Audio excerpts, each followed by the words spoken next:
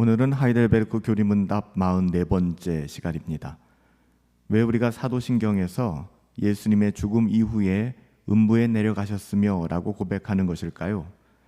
나의 주 예수 그리스도께서 십자가에서 말할 수 없는 고뇌와 고통, 두려움을 겪으시는 가운데 나를 지옥의 고통으로부터 구원하셨다는 것은 우리가 큰 유혹을 받을 때 우리 자신을 위로하고 또 구원의 확신을 갖게 하기 때문입니다. 그래서 우리가 예수님의 죽음 이후에 예수님께서 음부에 내려가셨다라고 사도신경을 통해서 고백하는 것이죠. 여기서 음부는 히브리어에서 나오는 표현인데요, 하데스라고 하기도 합니다. 하데스는 헬라어로 지옥으로 번역되고 있죠. 지옥의 의미는 정죄된 자들의 장소, 즉 마귀 사탄이 가야 될 곳을 우리가 지옥이라고 이야기합니다.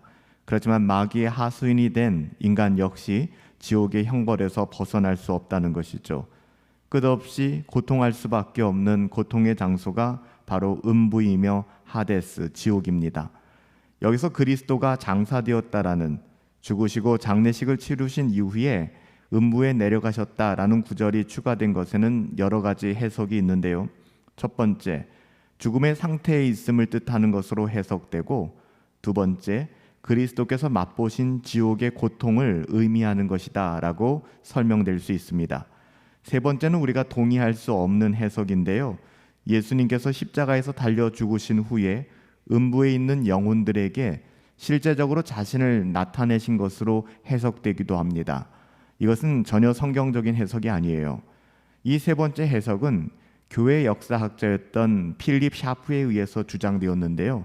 하지만 누가복음 23장 43절에 보시면 오늘 내가 나와 함께 어디에 있겠다고 하셨죠? 낙원에 있으리라 라고 말씀하신 것과 충돌되는 해석이에요. 그렇기 때문에 우리가 성경적으로 받아들일 수 없는 것이고요. 사도행전 2장 27절에 나오는 말씀, 즉 이는 내 영혼을 음부에 버리지 아니하시며 주의 거룩한 자로 썩음을 당치 아니하게 하실 것이다 라는 시편 16편 10절의 말씀 인용, 이 말씀에 비추어서도 예수님께서 결코 음부에 내려가셔서 죽은 자들과 만나셨다, 또 예수님이 실제적으로 음부에 가셨다라고 해석할 수가 없는 것입니다. 하지만 로만 가톨릭은 그가 또한 영으로 가서 옥에 있는 영들에게 선포하시느니라, 그들은 전에 노아의 날 방주를 준비할 동안 하나님이 오래 참고 기다리실 때에 복종하지 아니하던 자들이라. 베드로전서 3장 19절부터 20절까지의 말씀인데요, 이 말씀을 근거로 해서 로만 가톨릭에서는 이 옥을 림보라고 부릅니다.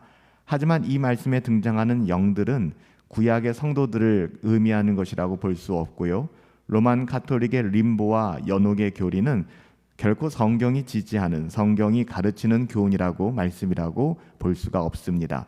그래서 우리는 연옥 교리를 받아들일 수 없는 것이고요, 로만 가톨릭 교회는 예수님이 음부에 가셨을 뿐만 아니라 옥에 가서 많은 영들, 지옥에 가서 많은 영들에게 복음을 전하셨기 때문에 죽은 이후에도 구원의 길이 열려 있다라는 거짓된 교리로 나가게 되는 것이죠. 우리는 이것을 절대로 받아들일 수가 없는 거예요. 네 번째 해석은 루터교가 주장한 것인데요, 이 역시 베드로전서 3장 19절부터 20절의 말씀을 가지고 그리스도께서 자신의 죽음과 부활 사이에 지옥의 악한 자들, 악한 영들에게 가서 자신의 승리를 선언하셨다라고 루터는 해석했어요. 그러나 그리스도는 이미 십자가에서 승리하셨잖아요. 다시 승리가 선언되지 않아도 이미 예수님께서는 십자가에서 승리를 이루셨고, 그리스도의 승리하시고 승천하시는 모습을 통하여 이미 완성된 승리를 선언하셨기 때문에 굳이 예수님께서 이렇게 지옥까지 내려가셔서, 음부까지 내려가셔서 승리를 선언하실 이유는 없었던 것이죠. 따라서 이 구절은 그리스도의 장사됨을 강조하고 확인하기 위한 것으로, 그리스도의 영혼에 말할 수 없는 고통을 표현하기 위한 것으로 해석해야만 합니다. 그리스도께서는 십자가를 지시기 전에 끔찍한 고뇌 가운데 계셨고요, 십자가에서 이루 말할 수 없는 고통 가운데 계셨습니다. 이러한 그리스도의 고통은 그의 선택된 백성들로 하여금 죄의 심과 죄의 성질에 대하여 깊은 이해를 갖게 만들고요, 죄의 무시무시하고 끔찍하며 혐오스러운 성질에 대한 것을 각성하고 죄를 미워하고 또 죄를 피하게 되는 것이죠. 죄에 대한 형벌의 무거움 또한 알게 됩니다. 선택된 하나님의 자녀들의 죄를 해결하기 위하여 그리스도께서 이렇게 형벌을 대신 받은 것을 깨닫게 될 때 우리는 죄에 대한 형벌의 무거움을 깊이 깨닫게 되는 것이죠. 그리스도께서는 모든 것을 잃어버리는 경험을 하셨습니다. 우리의 죄로 말미암아 아버지로부터의 사랑마저 거두어 가신 것, 그 깊은 어두움의 고독을 체험하셨고요. 그리스도는 지옥의 어둠 가운데 포기된 것과 같은 상태에 놓여 있었습니다. 하나님께서 그리스도에게 진노를 퍼부으셨기 때문에 그렇습니다. 그래서 우리는 특별히 유혹을 받고 있을 때 그리스도의 참혹한 고난을 기억하고 그것으로 죄 용서에 대한 확신을 얻게 되는 것이죠. 그리고 더 나아가 그리스도께서 다가올 하나님의 심판에서 우리를 건지실 것을 확신하게 되는 것입니다. 하지만 그럼에도 불구하고 어리석은 죄인들은 고난 가운데서 불평하고 원망하며 살아가게 되는 것이죠. 우리가 사도신경을 통해 왜 예수님께서 음부에 내려가셨다라고 고백하는 것일까요?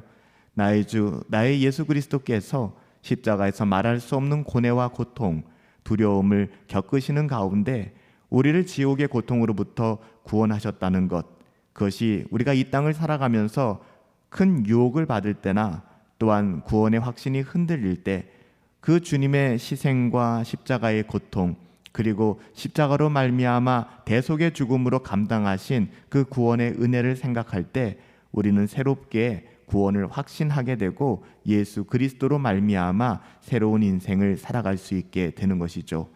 음부에 내려가셨다라는 해석의 잘못된 부분들까지도 우리가 살펴보았는데요. 예수님께서 실제적으로 음부에 내려가셨다라고 생각해서는 안 되고요. 음부와 같은 고통과 우리의 그 수많은 어려움들을 실제로 감내내셨다라는 뜻으로 이 부분들을 우리는 받아들이고 해석해야 될 것입니다.